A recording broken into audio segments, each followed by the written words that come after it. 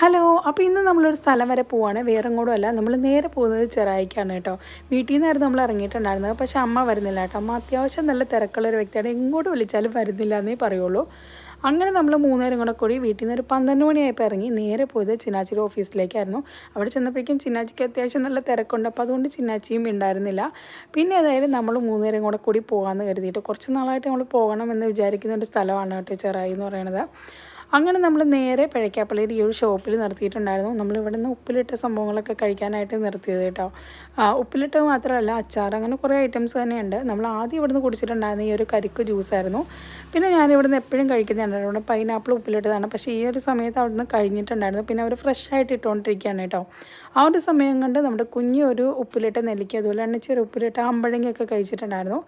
അതൊക്കെ കഴിഞ്ഞപ്പോഴേക്കും നമ്മുടെ ഇക്ക നമുക്ക് നല്ല ഫ്രഷ് ആയിട്ടുള്ള ഈ ഒരു പൈനാപ്പിൾ ഉപ്പിലിട്ട് തന്നു. അങ്ങനെ അതൊക്കെ കഴിച്ചിട്ട് നമ്മൾ